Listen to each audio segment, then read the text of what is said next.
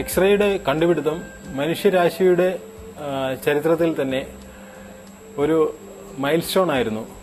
നഗ്ന നേത്രങ്ങൾക്കപ്പുറം ഗോചരമല്ലാത്ത രീതിയിലുള്ള രശ്മികൾ ഈ പ്രപഞ്ചത്തിലുണ്ട് എന്നുള്ളതിന്റെ ഏറ്റവും പ്രത്യക്ഷമായ തെളിവ് ആദ്യമായി ലഭിച്ച സംഭവമാണ് എക്സ്റേയുടെ കണ്ടുപിടുത്തം. ഇതൊരു എക്സ്റേ പരിശോധനയാണ് ചെയ്യാൻ പോകുന്നത്. പേഷ്യന്റിന്റെ KUB റീജിയനാണ് നമ്മൾ എടുക്കുന്നത്, അതായത് കിഡ്നി, യൂറിറ്റർ ആൻഡ് ബ്ലാഡ്. ഒരു ഡിജിറ്റൽ എക്സ്റേ എടുക്കുന്നതിന്റെ സ്റ്റെപ്സ് ഇപ്രകാരമാണ്. രോഗിയെ എക്സ്റേ ടേബിളിൽ കിടത്തുകയോ എക്സ്റേ സ്റ്റാൻഡിന് മുമ്പിൽ നിർത്തുകയോ ചെയ്യുന്നു. രോഗിയുടെ ശരീരത്തിന്റെ എക്സ്റേ ചെയ്യാൻ ഉദ്ദേശിക്കുന്ന ഭാഗം കൃത്യമായി പൊസിഷൻ ചെയ്യുന്നു.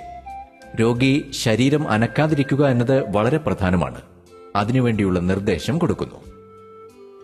ശ്വാസം നിർത്തിവെക്കുക എന്നത് ഇതിലേറ്റവും പ്രധാനമാണ്. എക്സ്റേ ടെക്നീഷ്യൻ ഒരു ലെഡ് മറയ്ക്ക് ഇപ്പുറം നിന്നുകൊണ്ടാണ് മെഷീൻ പ്രവർത്തിപ്പിക്കുന്നത്.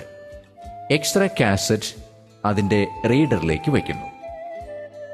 റീഡറിൽ നിന്നും എക്സ്റേ ഇമേജ് കമ്പ്യൂട്ടറിൽ എത്തുന്നു. ആ ഇമേജിനെ ആവശ്യമായ പ്രോസസ്സിംഗ് നടത്തി പ്രിന്റ് ചെയ്യുന്നു. ഡാർക്ക് റൂമിന്റെ ആവശ്യം ഇല്ലാതായിരിക്കുന്നു. ഇപ്രകാരം ഒരു എക്സ്റേ എടുക്കുന്നതിന് 5-10 മിനിറ്റ് സമയം മാത്രമേ ആകുന്നുള്ളൂ. ഡിജിറ്റൽ എക്സ്റേയിൽ നേരിട്ട് ഫിലിമിൽ എക്സ്റേ പതിപ്പിക്കുകയല്ല.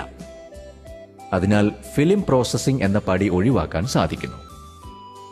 ഈ എക്സ്റേകൾ ഒരു CD-യിൽ എടുക്കാം. മാത്രമല്ല ഇതൊരു ഡിജിറ്റൽ ഇമേജ് ആയതിനാൽ ഇന്റർനെറ്റ്, മറ്റ് നെറ്റ്വർക്കുകൾ എന്നിവയിലൂടെ കടത്തിവിടുകയും ചെയ്യാം. തെക്കൻ കേരളത്തിൽ ആദ്യമായി ഡിജിറ്റൽ എക്സ്റേ അവതരിപ്പിക്കുന്ന ഡയഗ്നോസ്റ്റിക് സെന്റർ മെട്രോ സ്കാൻസ് ആണ്. എക്സ്റേയിൽ തുടങ്ങിയ റേഡിയോളജിയുടെ വളർച്ചയുടെ കഥ മനുഷ്യരാശിയുടെ തന്നെ മെഡിക്കൽ ടെക്നോളജിയിൽ കൂടിയുള്ള പുരോഗതിയുടെ ഒരു ചിത്രം നമുക്ക് നൽകുന്നു. ഒരു സാധാരണ എക്സ്റേ എല്ലുകളുടെ ബിംബമാണ് ഏറ്റവും നന്നായി കാണിക്കുന്നത്. ശ്വാസകോശങ്ങൾ, മറ്റു ശരീരഭാഗങ്ങൾ എന്നിവയെപ്പറ്റിയും കുറച്ച് കാര്യങ്ങൾ അറിയാൻ സാധിക്കുന്നു. എന്നാൽ ശരീരത്തിനുള്ളിലെ അവയവങ്ങളെയും രക്തക്കുഴലുകൾ മുതലായ സ്ട്രക്ചറുകളെയും പറ്റി അറിയാൻ നിർവാഹമില്ല. ഇതിനെ മറികടക്കാനുള്ള ശ്രമങ്ങളാണ് പിന്നീട് നടന്നത്. 20-ാം നൂറ്റാണ്ടിന്റെ ആദ്യ ദശകങ്ങളിൽ തന്നെ രക്തക്കുഴലുകളിലേക്ക് രാസവസ്തുക്കൾ കുത്തിവെച്ച് അവയുടെ ചിത്രമെടുക്കാൻ സാധിക്കും എന്ന് മനസ്സിലാക്കിയിരുന്നു. ആൻജിയോഗ്രാഫി എന്ന ശാഖ അങ്ങനെ രൂപം കൊണ്ടു. അന്നനാളത്തിന്റെ ചിത്രങ്ങളെടുക്കാൻ ബേറിയം പരിശോധനകൾ, വൃക്കയുടെയും മൂത്രാശയത്തിന്റെയും ചിത്രങ്ങൾക്ക് IVP എന്നിങ്ങനെയുള്ള ടെസ്റ്റുകൾ കണ്ടുപിടിക്കപ്പെടുകയുണ്ടായി. എന്നാൽ 1970-കൾ വരെയുള്ള സുദീർഘമായ ഒരു കാലയളവിൽ ഒരു ദിശാമാറ്റം സംഭവിക്കുന്ന തരത്തിലുള്ള വികാസങ്ങൾ ഒന്നും തന്നെ ഉണ്ടായില്ല.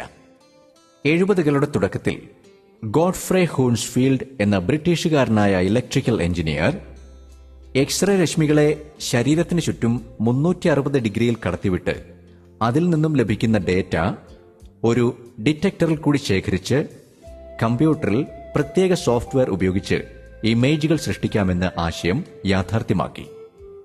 ഈ കാലഘട്ടത്തിൽ തന്നെയാണ് മാഗ്നറ്റിക് റെസൊണൻസ് ഇമേജിംഗ് അഥവാ MRI എന്ന ടെക്നോളജിയുടെ ആവിർഭാവം.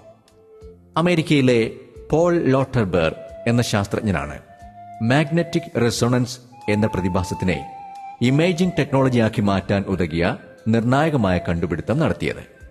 ഇതിന് അദ്ദേഹത്തിന് നൊബേൽ സമ്മാനം ലഭിക്കുകയുമുണ്ടായി.